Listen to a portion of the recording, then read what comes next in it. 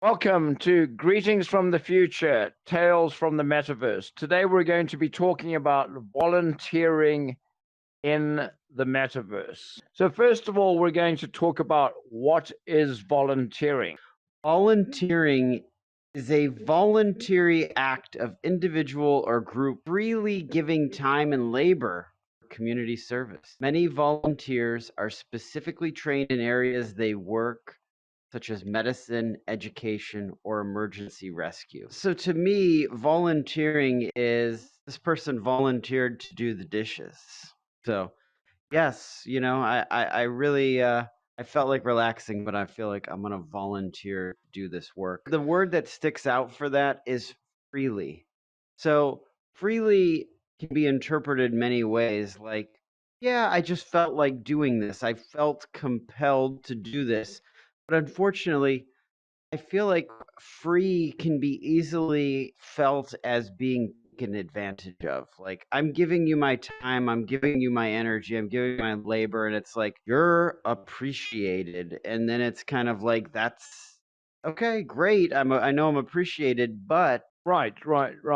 Well, I mean, traditionally, if we, look at why people volunteer. So, here on the screen, we have, many people are older and have time, and so they want to get out of the house. They want to do something meaningful, and so they feel that they're giving back to society. So many volunteer opportunities are out there for people to gain experience in various fields. So, they're getting something, in my opinion. well, I mean, yes, why do people volunteer? I mean, they feel compelled towards advancing an effort, right? Being a part of something that they believe in, as far as even educating.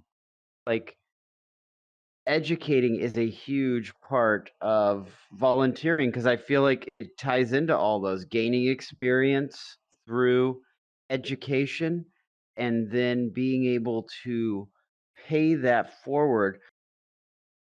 COVID-19 really has caused us to reimagine a lot of things, including volunteering, because during COVID-19, where people were on lockdown, obviously volunteers were on lockdown as well, and so couldn't volunteer. And this in particular affected older volunteers. So, now is definitely the time to start reimagining the concept of volunteering. If you look at the screen here on my left, for example, volunteer search, this is from Point of Light, which is one of the world's largest volunteer networks where you can volunteer to do virtual work. And we're starting to see the volunteer effort move towards virtual or volunteering remotely, where you can actually volunteer without leaving the safety or the comfort of your own home. Sure, if you cannot bring people together in the physical space because, well, they're infected, you have to rely on all those digital methods and production techniques, home office or collaborative working in a virtual environment like the metaverse, for example. Now the big question is, I cannot go somewhere. I cannot socialize in the real world. So what possibilities do I have in the digital world to volunteer? Where can I help? What can I contribute? What skills do I have? Because not everyone is able to generate a three-dimensional world for to play together or making an environment where people can learn about hurricanes or whatever kind of stuff, right? It's not given to everyone. We have to learn that. And to add on to that is with this space that we're in right here, so many people think you have to have a headset to be in here as well, but you could actually be just on your computer on in a 2D mode, so you can experience this place on multiple levels. Yeah, I mean, it's not only being, in virtual reality. I think, if we look at the metaverse is very broad from as you say, being able to access things or worlds, places, whatever we define them as, using a computer. The unfortunate thing is that not everyone has a computer, not everyone has a headset, not everyone has high-speed internet, and in a number of cases, you'll find, older people are not as computer literate as younger people are, and so it takes a little bit more effort to get them to volunteer remotely. I mean, to us, it's a no-brainer, right? I mean, volunteering remotely means you don't have to drive there, you don't have to spend time waiting, you can basically do things at one's leisure. But It's a jump to plunge into here, and you got controllers, and you got this technology, and again, back to the education of like, where's the video that they could watch something for like 5 minutes and then feel so much more comfortable putting on a headset, knowing what they're about to experience. So that's why education really is so important. we start seeing some exciting possibilities, in my opinion, in terms of volunteering, where people can now volunteer for United Nations organizations, Amnesty International, organizations like that, which they really couldn't have volunteered for before because of location. And so now really one can get more experience and be exposed to a wider range of opportunities. And this, goes back to, I guess, your comment, Eric, about, what does one get from volunteering. And I think, just the exposure in my mind again to, some of these issues. For example, Amnesty International right now is working on surveillance cameras and trying to reduce the number of cameras. And so they're recruiting people to report on camera locations. I mean, that might be, anti-metaverse, but it's, just an example of one of the opportunities out there. So moving on to the next slide, this goes back to volunteering, where I think we were probably the groundbreakers in this field, or you were, Eric, because you basically volunteered every day of the week for a year in maintaining the Videogasm forum here on AltspaceVR.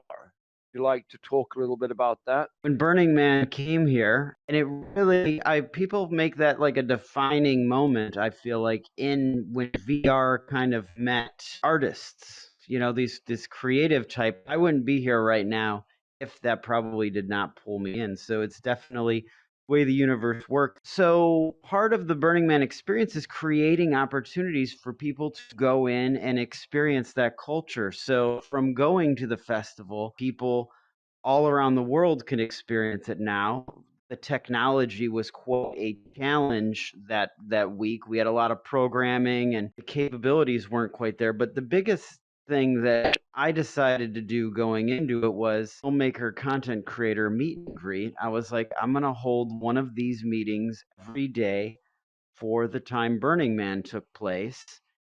And it really was some magical meetings. There was the ideas that were talked about and created, and the innovation of, even that was my first time I heard of even being able to film in VR. And now it's like 2 years later, and here we are shooting a multi-camera show. What can be done here, I feel like, is that next level of, that's why, addressing volunteering in the metaverse, we need a new word for it. A new word, I mean, what would you suggest? I mean, the very first thing is like, metaverse participation is what comes to me, because being a participant in here can encompass so many different things, because you can gift being a participant. You can be radically self-expressed. You can do a lot of different things as a participant. And what does a participant do? Sometimes you're giving, sometimes you're receiving, and it's works the same in education. So I think we need to redefine what a participant is, because sometimes you're experiencing and sometimes you're helping create the experience. So Well, I mean, somehow I guess every single inhabitant of the metaverse will be like that. As you said, absolutely correct. Everyone is contributing somehow with its presence, will add something to the metaverse and get something out of the metaverse. So the metaversian, I don't know what would be the correct term of those people that will be the inhabitants of the metaverse. They are all probably somehow volunteering in creating that experience.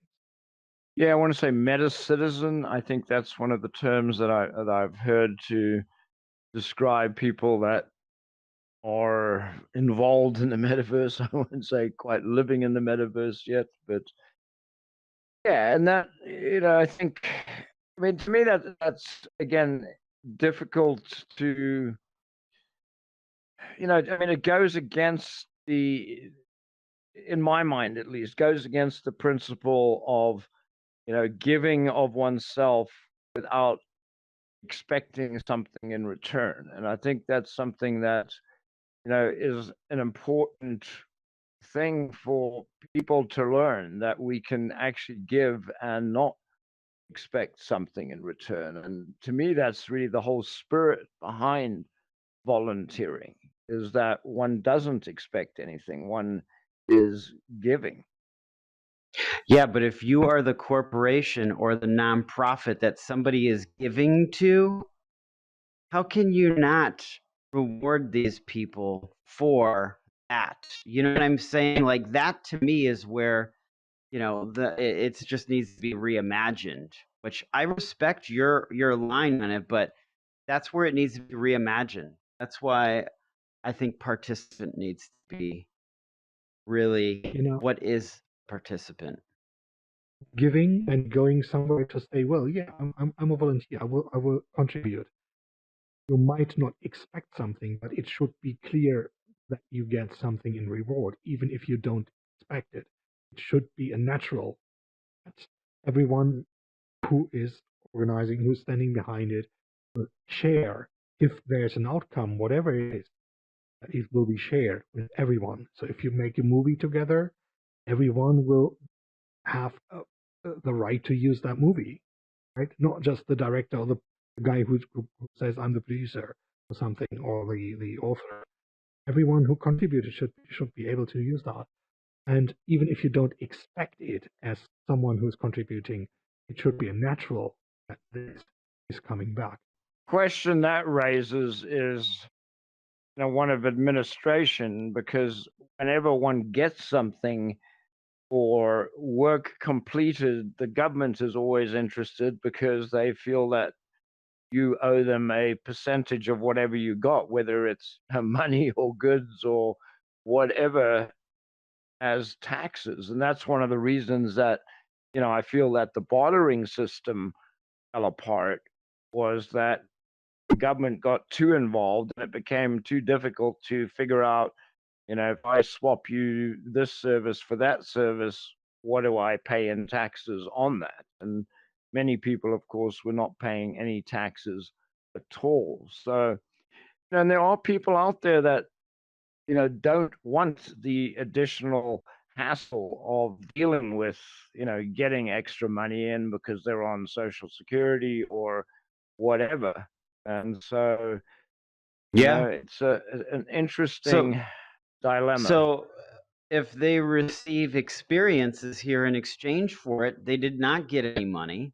So I feel like that is where this world brings interesting dynamics, is you could give, doesn't affect your social security because you did this and now you can be educated here or get these experiences. So there's no, it's, you're just it's a giving and it's a receiving, and it's the experience, right? And what do they say? Sometimes, like, these experiences you have could be priceless. You watch those Kodak moments where it's like, this priceless memory that just is captured, that you love and you cherish. And can you put a dollar amount on it? Eric, imagine, for example, someone is coming here into the metaverse, into Altspace, whatever, and receives a class with very good skills about word building, coding, whatever. And outside, you would have to pay something like $1,000 for this class. The person who normally would organize that in a physical world would set up a class, 5 people would attend, $5,000 getting cashed, and from this $5,000, taxes will be paid. That would be the way it goes. So now a lot of people are coming here, getting the course for free in the end. So sure, big question. If everyone is doing that, a lot of money will never be paid. So we also have this in the physical world. But how should we organize that in the virtual world? And as you stated already, John, what does the government do? If more and more people would get into the metaverse and do financial transaction or pass things over and no one can control it anymore. And Well, speaking about like the democracy, going back to like a topic that we talked about. Okay, so if the blockchain set up and you have 100 points that come in on this project that was created, part of where we're going, there's going to be maintenance, there's going to be all of these different things. So I don't know what number that would be, but let's say that number is 11.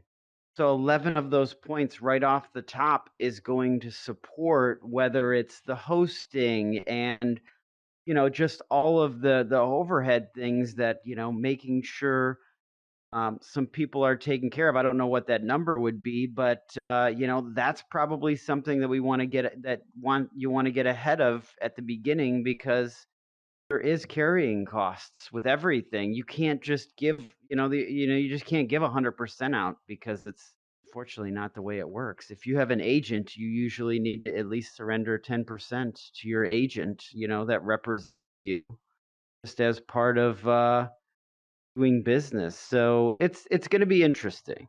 Yeah, and we're seeing, and we'll talk about this in a little bit. There are organizations out there now that are, for want of a better word, representing nonprofits and volunteers and bringing them together virtually. So, it's become a business supplying volunteers, and that's, to me, kind of interesting, is that there's people actually making money off volunteers when the volunteers themselves aren't making any money. So Opportunities.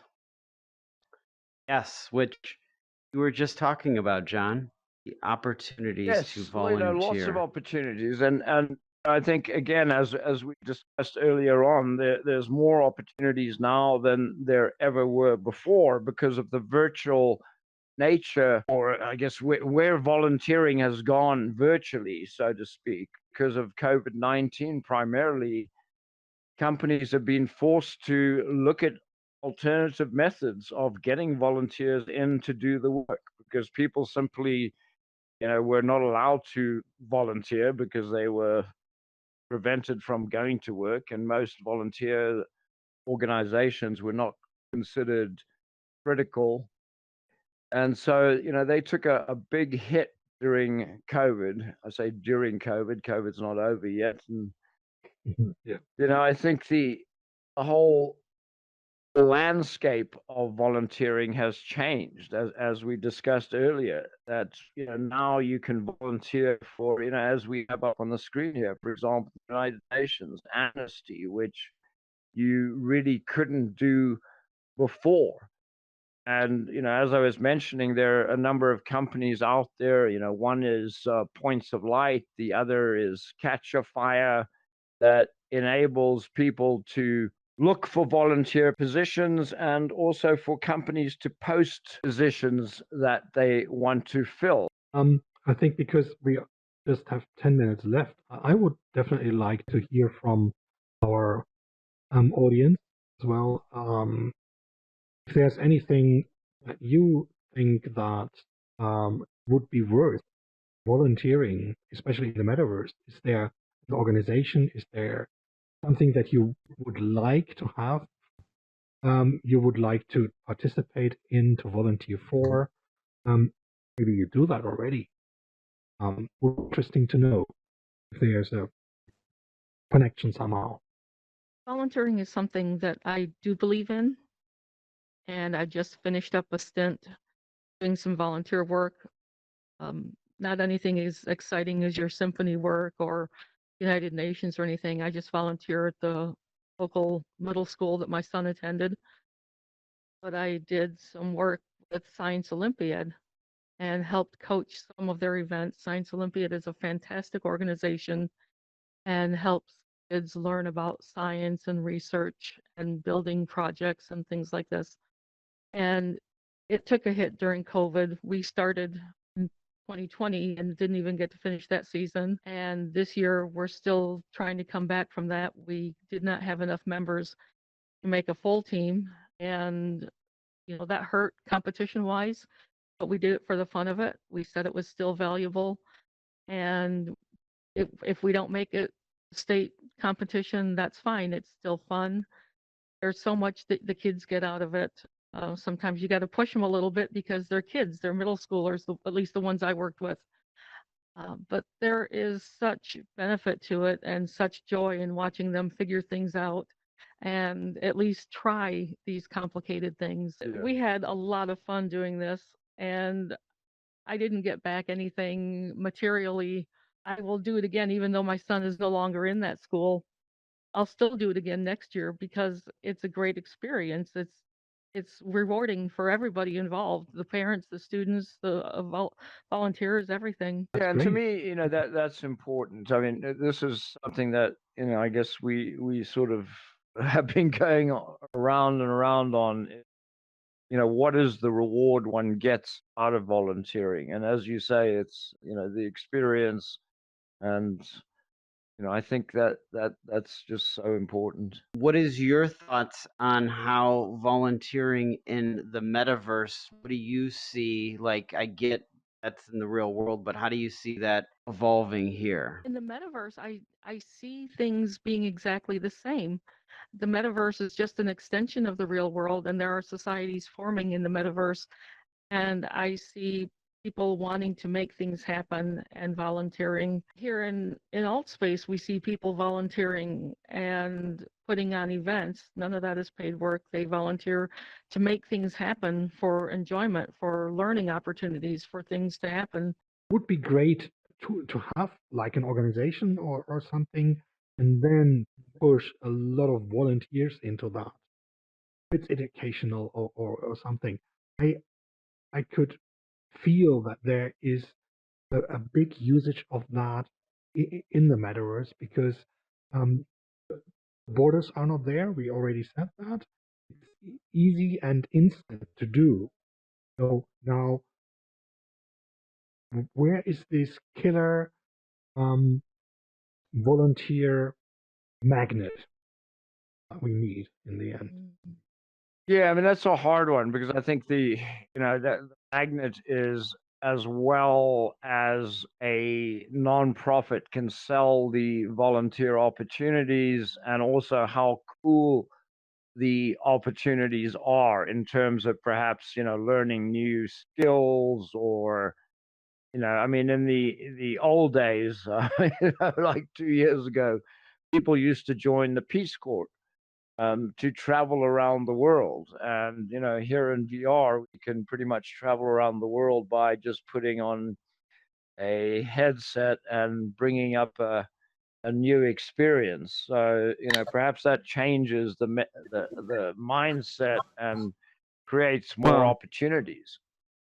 I mean, I feel like we definitely need to, like, it is the people at the beginning that is so important to establish that this is an art community. And again, art, people always want to equate art to being free. And no, artists need to be appreciated. Like, we cannot stand down again. Like, art needs to be rewarded. Like, we can't just continue to do everything for free and this entitlement. Like, yes, the volunteering is important, but these volunteers should be compensated because those are usually the people that maybe can't afford the experience. So they want to help make the experience better for other people so then they can interact with that experience. And you know what? If you have a bunch of money, they're charging you for this experience because you know why? That goes into curating the whole thing. So we just we need to, like, artists need to be compensated. Like, no, like, in this world, this is all art. So, like, it just isn't going to be, it can't be free for everybody, because again, that's not balancing the scales. And I hate seeing free in with volunteering, because you know everything has a value. And you know people that just take and don't give, like, I'm sorry, it's like that needs to change in the world. Like, these people looking at their bank accounts and then, not sharing all of that, like, it's just not right. That's just my opinion. No, I agree, but I would like to see some sort of balance, I guess, where, one of the things I was thinking about was the genuine vibe token, which you started, which could be used to reward people, if not monetarily, at least with points to, show people gratitude, have some sort of reward program in place. Because, often with volunteering, one doesn't even really get, thanked for doing what one's doing. It's almost like, yeah, we expect you to do all of this and not receive anything tangible, at least in return. So, Hmm. any closing thoughts, Kalima?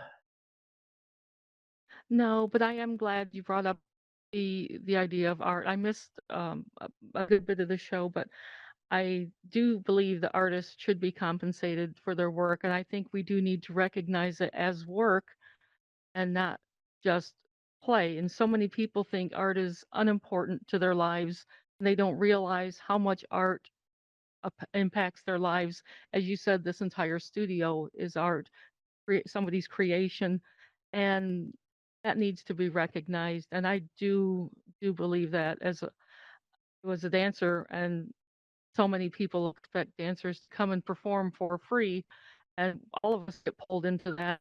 And no, no, our time, our training is valuable, and you can show your gratitude by some compensation. I don't want to say tokens of gratitude, because so many people will think it's just a little token, show of appreciation, but fair compensation given genuinely. A great example of volunteering is every time you go to a restaurant and you leave a tip for your service that you receive for that person waiting on you. That is how you're going to express the gratitude. Do you tip nothing? Do you tip 20%? Like, we do that on a more than people are aware, with that exchange happening right there, because these people are working for a lesser wage, knowing that that's where they're going to get their, gratitude.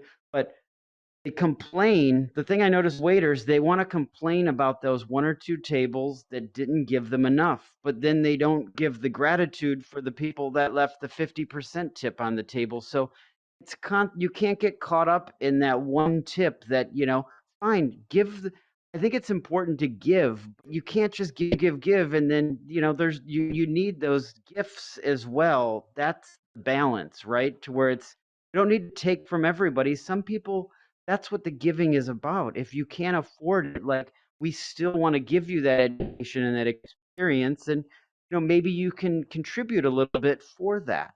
That's the balance. Yeah, tipping is interesting in that it's very culturally, Americans. I mean, in some countries, tipping is considered rude and insulting. Here we do consider it part of doing business every day. Right. Well, thank you again for attending, Kalima. Great comments. Really appreciate it. And we're here every Tuesday at 11 a.m. Eastern, talking about topics related to the metaverse. So thank you and have a great rest of the week.